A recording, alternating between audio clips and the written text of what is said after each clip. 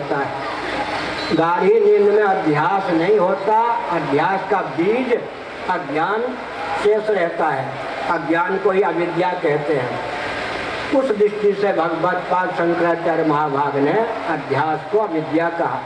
श्रीमद् भागवत का एकादश स्कंध भगवान श्री कृष्णचंद्र का उद्धव जी के प्रति उपदेश अध्यासो विद्यया कृता है, अध्यास है अविद्यया कृता। तुलसीदास जी मोह मूल अज्ञान, जिसको हम अध्यास कहते हैं उसी का नाम भ्रम है, उसी का नाम मोह है, उसी का नाम विपर्यास है, उसी का नाम विपर्य। मोह मूल अज्ञान अध्यासो विद्यया कृता।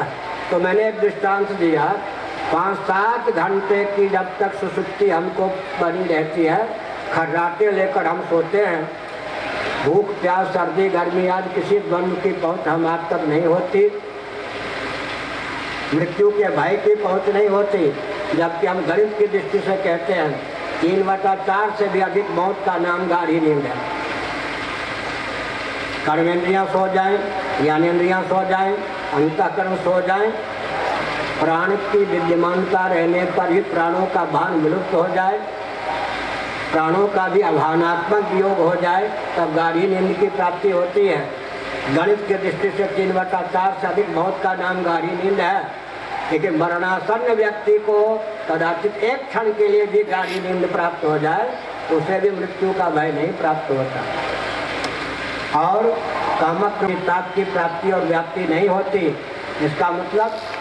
इसका मतलब क्या हुआ? भगवान जो कि सच्चिदानंद स्वरूप है, अनुग्रह पूर्वक हम जीवों को सुसुप्ति में अपने अत्यंत सन्निकट पहुंचा देते हैं। एक उदाहरण देता हूँ, सावधान। अग्नि को प्रज्वलित कीजिए। आग क्या है? दाहक है, प्रकाशक है। आग दाहिका है, प्रकाशिका है, अग्नि तत्व दाहक है, प्रकाशक है। प्रज्वलित अग्नि का सेवन कीजिए, दाह के प्रभाव से क्या होगा? शैत्य की सर्दी की व्याप्ति नहीं होगी। प्रकाश के प्रभाव से क्या होगा? अंधकार में भटकेंगे नहीं। अग्नि का सेवन जैसे यही सद्य फल प्रकट प्रभाव, सद्य फल देने वाला, उसी प्रकार से भजन सद्य फल देता है। श्रीमद् भागवत के एकादश स्कंध में कहा गया, अभीष्ट भोजन किसी को प्राप्त हो जाए, एक कालावच्छेदन 3 फलों की प्राप्ति होती है। पृथक पृथक आयास या प्रयास नहीं करना पड़ता। प्रत्येक ग्रास या कौर में भूख की निवृत्ति, पुष्टि और तृप्ति। भोजन का अंतिम फल है तृप्ति। भोजन करिए तृप्ति लागी। इसी प्रकार अगर कोई शास्त्र सम्मत विधा से अपने अधिकार और अभिवृद्धि की सीमा में भगवान का भजन करता है तो 3 फलों की एक साथ प्राप्ति होती है। अनासक्ति, विरक्ति जिसको कहते हैं, भगवत तत्व की स्फूर्ति और अंत में भगवान में रति या भक्ति। भक्ति, विरक्ति, भगवत प्रबोध, ये भजन के 3 फल पृथक पृथक प्रयास न करने पर एक कालावच्छेदन प्राप्त होते हैं। तो गाढ़ी नींद की बात मैंने संक्षेप सारांश की दृष्टि से कही।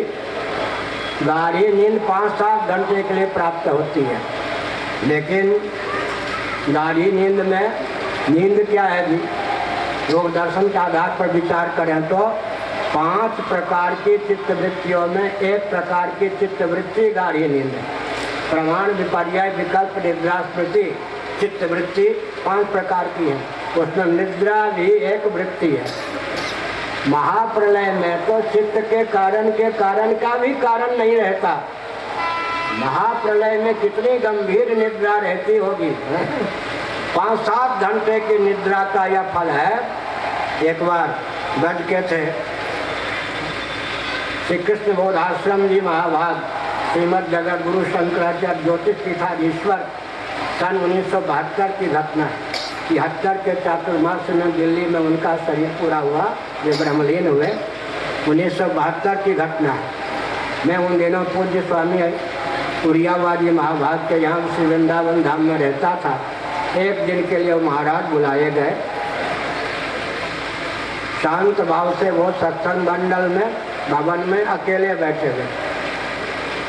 मैं उनके समीप गया। मैं उस समय इस पद पर नहीं था, ये 72 की बात। इस पद पर मैं 92 में आया, 20 साल बाद। मैं कुछ पूछना चाहता था, संकोचवश पूछ न सका। उन्होंने ही मुझसे पूछ दिया, कहो साहब, जनता साहब, कहो साहब, ईश्वर को क्या गरज पड़ी कि उसने गाड़ी नींद बना डाली।